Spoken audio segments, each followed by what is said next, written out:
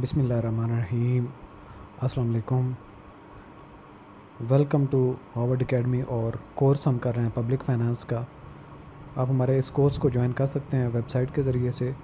आज हम lecture number 18 पढ़ेंगे और इससे पहले हमने बात की थी पब्लिक एक्सपेंडिचर्स पे और उसकी हमने मुख्तलिफ़ टॉपिक्स को पढ़ते हुए उसके काजेज़ इफ़ेक्ट और उसके ऊपर जो जितनी थ्योरीज़ थी उनको हमने अंडरस्टैंड किया और उसके बाद जितने भी इसके प्रिंसिपल थे जिनको हमने माइंड में रख के एक पब्लिक ऑफिस होल्डर ने डिवाइस करनी होती है बेहतरीन स्ट्रेटजी जिससे वो ऐसी जगह पे पब्लिक एक्सपेंडिचर्स इनकर करें जहाँ से लोग ज़्यादा से ज़्यादा फ़ायदा उठा सकें और उनकी एफिशिएंसी बढ़ सके और उनकी प्रोडक्टिविटी भी बढ़ सके और most important it's benefit should be more than it's cost, यानी कि उसकी कीमत से ज़्यादा लोगों को वो फ़ायदा देता हो और लोग ज़्यादा से ज़्यादा सेगमेंट जो है उससे फ़ायदा उठाता हो।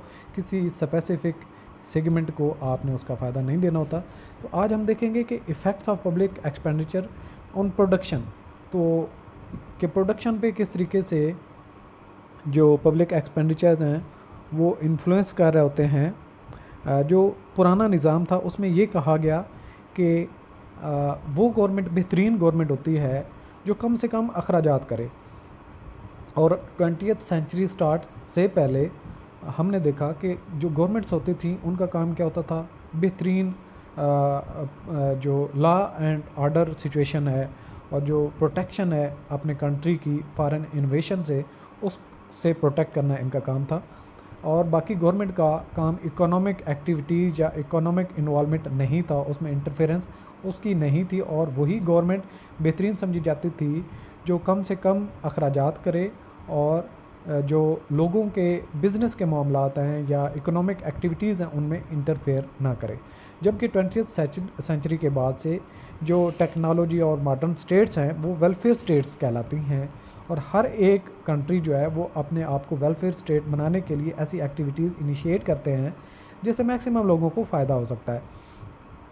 तो इस ज़माने में अब गवर्नमेंट की इंटरफेरेंस बढ़ती जा रही है इन मामलात में, बिज़नेस के मामलात में, और वो ऐसी एक्टिविटीज़ इनिशिएट करते हैं जिससे इकोनॉमिक एक्टिविटीज़ और प्रोडक्शन की फैसिलिटीज़ को प्रमोट किया जाता है, लोगों की पार्टिसिपेशन को इंश्योर किया जाता है। ऐसे प्रोजेक्ट स्टार्ट किए जाते हैं जिनसे लोग उसमें इन्वॉल्व हों और बिज़नेस माइंड हों, एंटरप्रेन्योरशिप के जो आइडियाज़ हैं उनको यूटिलाइज़ करते हुए जीएनपी जीडीपी को इंक्रीज़ कर सकें। तो गवर्नमेंट ज़्यादा वेलफेयर स्टेट बनती जा रही हैं। तो इस टेक्स्ट को हम पढ़ते हैं, इसमें यही बात की गई है और आगे चल के मज़ीद बात करेंगे दो चार और टॉपिक्स पे, लेकिन ये पहले टेक्स्ट पढ़ते हैं। The traditional economist held the view that the state should least interfere in the economic activities and the government is merely an agent for the people to keep political organization intact. During the time of Adam Smith, the government that interfered least in the economic activities of the state was considered the best government. Till the beginning of 20th century, state performed only limited functions, the maintenance of law and order and protection of the country from the external attack.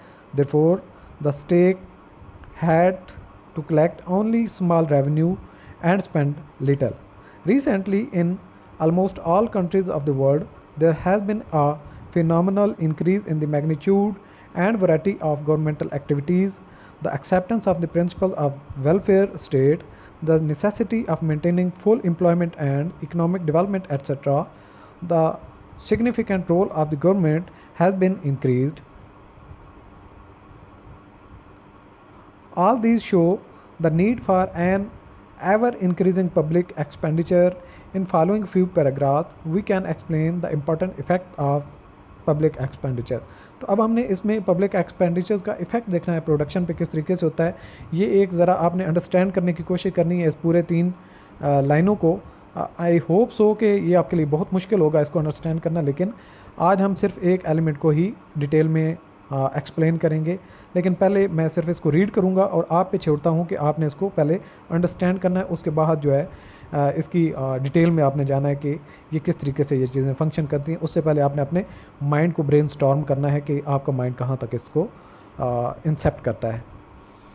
Just as taxation other things being equal, कि taxation की अगर बात की जाए बाकी सारी चीज़ें normal रहें, should reduce production as little as possible, so the public expenditure should increase it as much as possible। ये प्रोफेसर डाल्टन की कहावत है या उनकी एक प्रपोज्ड एक इडियोमेटिक टाइप है।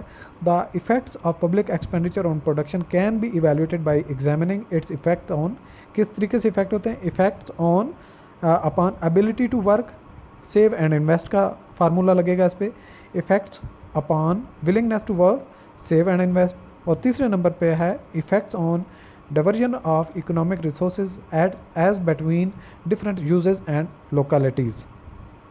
तो आज हमने सिर्फ बात करनी है effects upon ability to work, save and invest, जो पहला सेगमेंट हमारा, यानी कि ability to work, save and invest.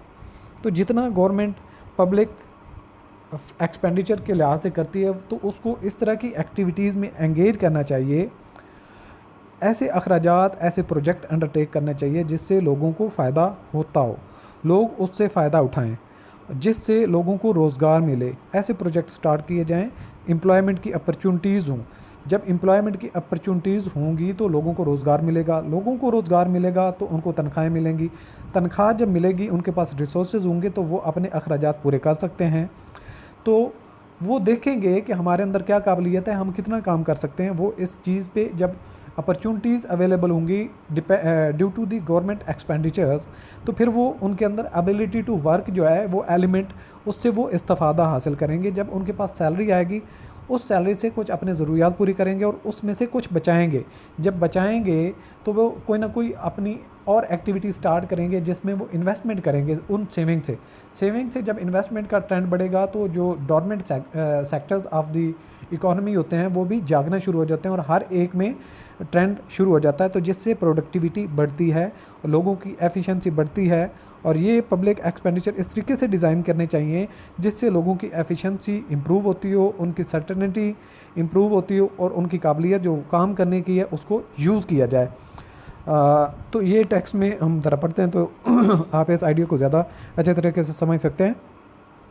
Public expenditure may tend to influence the ability of the people to work, save and invest. This is described as efficiency effect. Public expenditure designed to increase the efficiency of the people will certainly improve their ability to work. When a person's ability to work is increased, his earnings will also increase.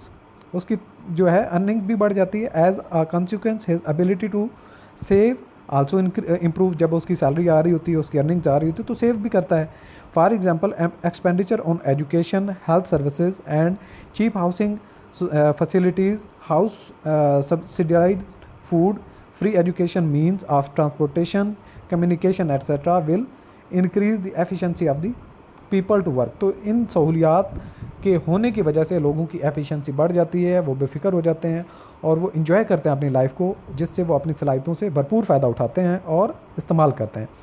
Similarly, public expenditure incurred for maintaining law and order build up the confidence in the minds of the people, which will in turn encourage them to invest in the production activities। जब लोगों को साजगार माहौल होगा, उनकी safety होगी, उनकी security होगी, crimes नहीं होंगे, तो वो अच्छे तरीके से जो है वो हिस्सा ले सकते हैं एक्टिविटीज़ में। जिससे क्या होता है, public expenditure may have adverse effect also.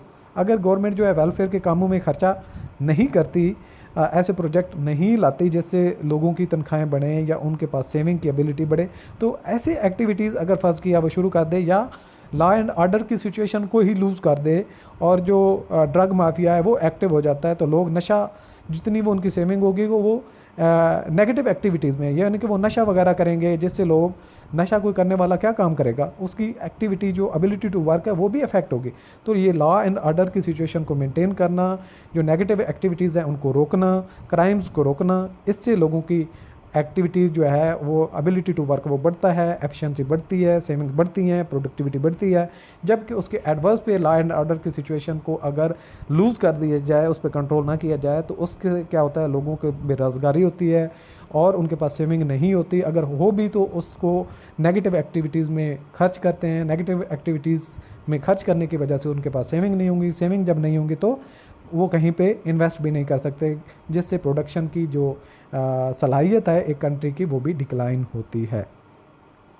Public expenditure may have also adverse effects if public expenditure is spent on the wasteful social functions or on the production of intoxicants and drugs which are detrimental to health. The ability to work, save, and invest of the people may adversely be affected. Hence, public expenditure should be incurred in such a way that it is most beneficial to the entire society. तो उम्मीद करता हूँ कि ये point आपको अच्छे तरीके से समझ आ गया होगा। नेक्स्ट पॉइंट अगले लेक्चर में कवर करेंगे। दुआ में याद रखिए और चैनल को ज़रूर सब्सक्राइब करें अगर आप लाइक करते हैं हमारी इस तरह की काविशों को। अल्लाह हाफ़िज़।